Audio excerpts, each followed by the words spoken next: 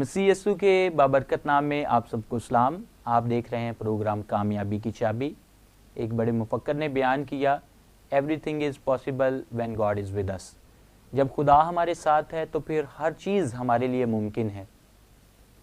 आज जो हमारे साथ शख्सियत मौजूद हैं, खुदा ने उनको दोबारा से नई ज़िंदगी दी है और आज आएँ उनसे उनकी गवाही उन्हीं की ज़ुबानी सुनते हैं। जनाब अरशद मुराद गिल साहब हमारे साथ मौजूद हैं।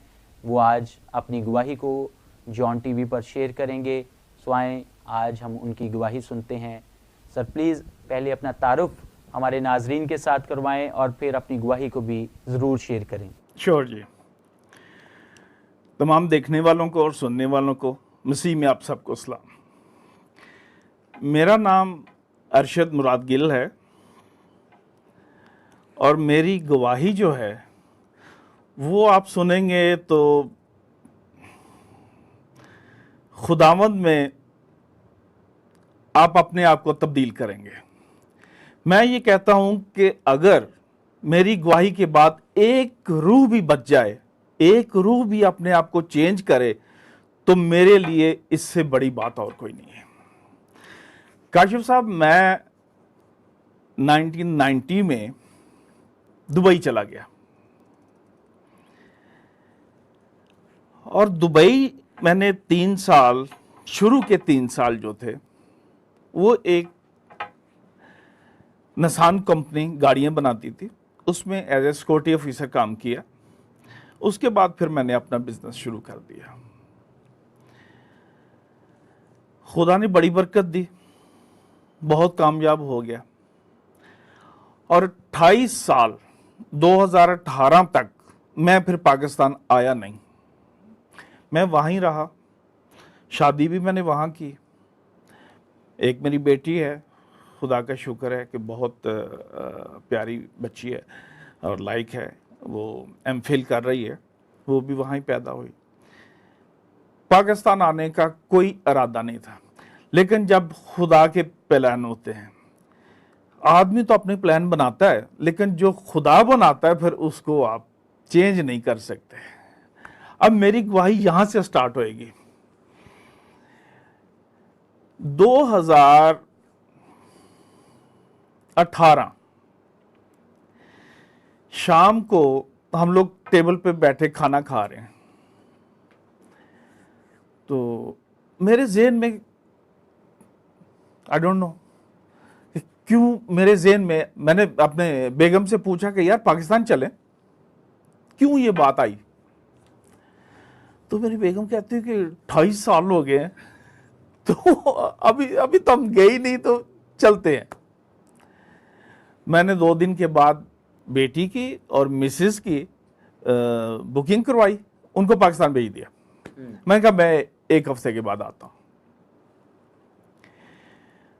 1 हफ्ते के बाद मैं भी पाकिस्तान आ गया।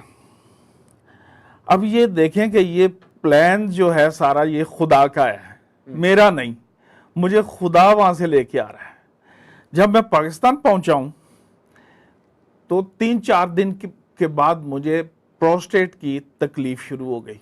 प्रोस्टेट की तकलीफ क्या होती है, हमारे नाज़रीन को ये भी बताएं। प्रोस्टेट क्या होता है कि यूरिन की प्रॉब्लम होती है, यूरिन नहीं आता, और जब यूरिन नहीं आता तो बहुत प्रॉब्लम होती है। मैं डॉक्टर के पास चला गया, जिना हॉस्पिटल प्रोफेसर से मिला, मेयो हॉस्पिटल प्रोफेसर से मिला। 2 महीने तक उन्होंने मुझे बड़ी हैवी किस्म की डोज दी, लेकिन मुझे कोई आराम नहीं आया, शिफा नहीं मिली। फिर डॉक्टर ने मुझे 8-10 टेस्ट लिख के दिए, सब टेस्ट ठीक है। फिर डॉक्टर ने कहा कि ये टेस्ट भी लेके आओ। जब वो आखिरी टेस्ट डॉक्टर ने दिया, मैंने लेबोरेटरी में जाके वो टेस्ट जब जाके दिया तो उसकी रिपोर्ट कैंसर लास्ट स्टेज, और कैंसर भी क्या, बोन्स कैंसर। परेशान तो हो गया जब डॉक्टर ने मुझे कहा कि अरशद तुम्हें तो कैंसर है। तो एक बार तो मुझे ऐसे किया, तो मैंने कहा अच्छा डॉक्टर साहब कोई बात नहीं, जितनी गुजर गई अच्छी गुजर गई, पेपर मुझे दे दें, मैं अब देखता हूँ कुछ क्या करना है।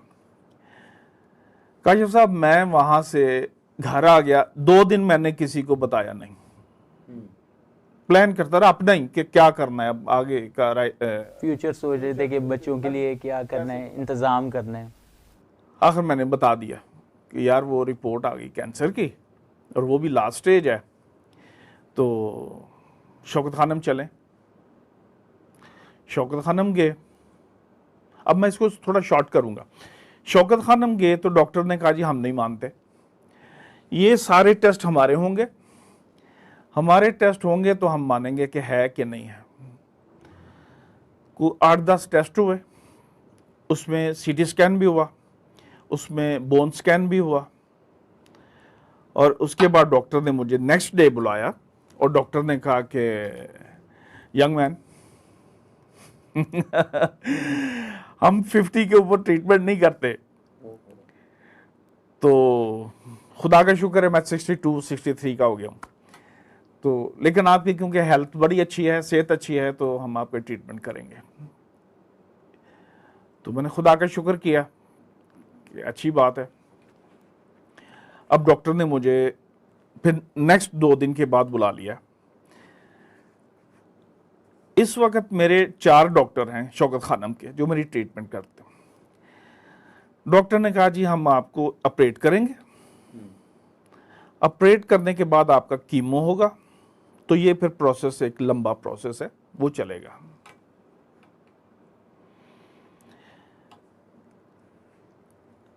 कैशियर के पास चले जाएं और ये पैसे जमा करवा दें।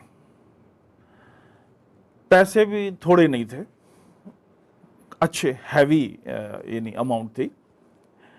तो मैंने कहा डॉक्टर साहब इतनी ज़्यादा अमाउंट तो मुश्किल है। वो कहते हैं जितनी दे सकते हो।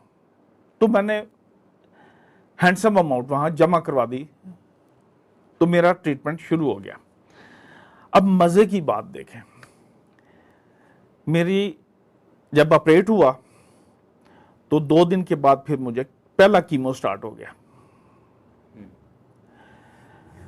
अब कीमो एक जो मेडिकल लाइन के लोग हैं उनको पता है कि कीमो क्या चीज़ है, इसकी तकलीफ क्या है। जब मुझे पहला कीमो स्टार्ट हुआ, कीमो आपको मैं बताऊं कि किस तरह होता है। कीमो ये है कि ग्लूकोज लगता है,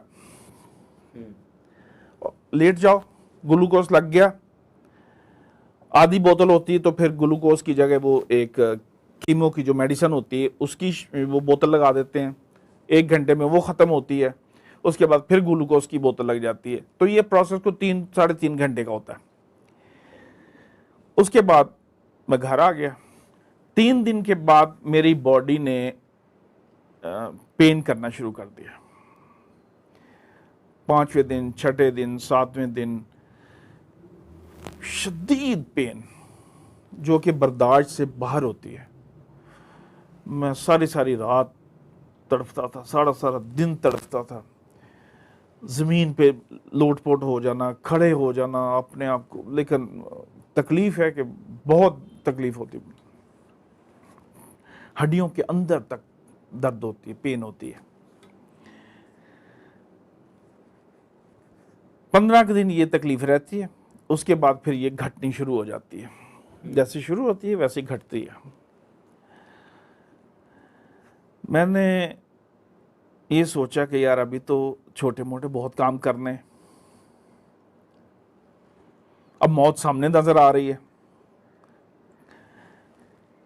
4th स्टेज का मुझे कैंसर था, बोन कैंसर, पूरी बॉडी में फैल गया हुआ था। डॉक्टर ने तसल्लियां तो दी, लेकिन डॉक्टर को पता था कि जरा काम सख्त है। बहरहाल ये वो घड़ी है जिसने मुझे अब शफा देनी शुरू की। मैंने पेन की तरफ तवज्जो करनी छोड़ दी और खुदा की तरफ तवज्जो करनी शुरू कर दी। वो दिन, पहला दिन मैंने अपने आप को खुदा के आगे सरेंडर कर दिया। मैं कहा खुदावन, मेरी जैसी भी ज़िंदगी गुजरी मुझे माफ़ कर दे, मुझे शफा दे दे, मुझे बहुत सारे अभी काम करने, तो मुझे ज़िंदगी दे दे। मैं वादा करता हूं कि मैं तेरा। अब यकीन करें, सेकंड कीमो मेरी तकलीफ कम हो गई थी। सेकंड कीमो के 15 दिन बाद मेरे ये बाल चाल ये सारे झड़ गए थे, उतर गए थे सारे। तीसरा कीमो, चौथा कीमो, पांचवा कीमो, मैं सुबह 3 बजे टेलीफोन मिलाता था मुख्तलिफ बुजुर्गों को, मुख्तलिफ पास्टर्स को, तो वो मेरे लिए दुआ करते थे। दुआ हो गई, दूसरे से मिला दी, कोई सियालकोट में बैठा बुजुर्ग, कोई लाहौर में बैठा बुजुर्ग, कोई रावलपिंडी में बैठा, कहीं भी है। अब यकीन करें कि चौथे कीमो पे मुझे ख्वाब आने शुरू हो गए, फिर नींद आती भी शुरू हो गई। ख्वाब आने शुरू हो गए थे कि लोग मेरी तरफ हाथ बढ़ा के दुआ कर रहे हैं, और मुझे साइन मिल गया था कि मैंने ठीक हो जाना है। खुदावंद का बड़ा शुक्र है, उसने मुझे जो तकलीफ दी थी वो किसी वजह से दी थी, मेरी ज़िंदगी में चेंज लाने के लिए मुझे दी थी। तकलीफ मुझे जो मिली है वो चेंज लाने के लिए दी थी। मैंने खुदा से तौबा की, अपने आप को सरेंडर किया, खुदा के आगे झुक गया, वादा किया, जो कि आज तक वादा कायम है कि मैं तेरा हूं, तेरे लिए ही जीऊंगा, तेरे लिए ही मरूंगा, मुझे शिफा दे दे। जब मेरा छठा कीमो ख़त्म हुआ तो मैं जब सर पे ऐसे करता था तो हल्के हल्के से बाल मुझे फील होते थे कि यार तो मैं ठीक हो गया हूँ। मैं आहिस्ता आहिस्ता मैं ठीक होना शुरू हो गया। जब मैं ठीक हो गया, खुदावंद ने मुझे शिफा दे दी, और मैं जाके मेरे लास्ट टेस्ट हुए, bone scan clear, CT scan clear, PSA clear, ये कैंसर के बड़े वो टेस्ट, ये मेरे क्लियर हो गए। डॉक्टर ने कहा कि यू आर ओके। अभी तक मेरी मेडिसिन जो है वो सारी उम्र चलती हैं, कैंसर की, ब्लड प्रेशर की, शुगर की और हार्ट की। ये सारी मेडिसिन जो हैं ये साथ साथ चलती रहती हैं। खुदा ने मुझे शिफा दी है। आज मेरे से जितना भी होता है मैं अपने भट्टों बुट्टों पे जाता हूँ, जो भी तौफीक मेरे से होती है मैं वहाँ लोगों को उनकी खिदमत करता हूँ। मैं ये कहता हूँ कि जब आप खुदा के हाथ के नीचे होते हो तो फिर आपको दुनिया की परवाह नहीं है, कहाँ से आपको मिल रहा है, कहाँ से आपको आपकी ज़रूरियात पूरी होती हैं, ये वो करने वाला। बड़ी खूबसूरत गवाही सर आपकी। और मैं समझता हूँ कि ख़ासतौर पर उमूमी तौर पर हम ये सुनते हैं कि मैंने टेस्ट करवाया और मुझे ये बीमारी डायग्नोज होगी और डॉक्टर ने कहा कि आप अब कुछ दिनों के मेहमान हैं, लेकिन हमने दुआ करवाई और फिर टेस्ट जब करवाए तो वो बीमारी थी ही नहीं या गायब हो गई। लेकिन मैंने अपनी ज़िंदगी में ये पहली दफ़ा गवाही सुनी है कि ख़ास तौर पर एक बीमारी के अंदर कोई शख्स जो है वो सफरिंग में रहा है और फिर उस बीमारी के अंदर उस शख्स ने तौबा की है और खुदा से वादा किया है कि खुदावंद अगर अब तू मुझे ज़िंदगी दे तो वो ज़िंदगी तेरे लिए होगी। सो मैं ख़ास तौर पर इस गवाही के लिए जो भाई अरशद गिल की ज़िंदगी में खुदावंद ने कायम की है कि उनको नई ज़िंदगी दी है, बॉर्न कैंसर से ख़ास तौर पर उसके बाद जो है वो ज़िंदगी का क़याम नामुमकिन की हद में आता है, लेकिन खुदा ने अपने बंदा को ज़िंदगी दी है। इसके लिए हम खुदा का शुक्र अदा करते हैं और इस गवाही से हम ये पैगाम हासिल करते हैं कि हमें ज़रूर खुदा के साथ अपने आप को बांधना है, उसके साथ अपने ताल्लुक़ को कायम करना है। क्योंकि जब हम यूहन्ना की इंजील उसके 15वें बाब को पढ़ते हैं, अंगूर का हकीकी दरख्त, तो वहाँ लिखा है 15वें बाब की 6ठी आयत में कि मुझसे जुदा होकर तुम कुछ नहीं कर सकते। तो इसलिए जब हम उसके साथ जुड़ जाएंगे तो याद रखें कि ज़िंदगी भी हमारे लिए है और ज़िंदगी की तमाम नेमतें और बरकतें भी हमारे लिए हैं। मैं ईमान रखता हूँ कि आज इस प्रोग्राम के वसीला से आपने यकीनी तौर पर खुदा पर ईमान रखना अगर नहीं शुरू किया तो आज से आप खुदा पर ईमान रखेंगे और यकीन करें कि जब आप खुदा पर ईमान रखेंगे तो ज़िंदगी की तमाम नेमतें और बरकतें भी आपके लिए होंगी। मिलेंगे अगले प्रोग्राम में एक नई कामयाब शख्सियत के साथ। देखते रहें कामयाबी की चाबी।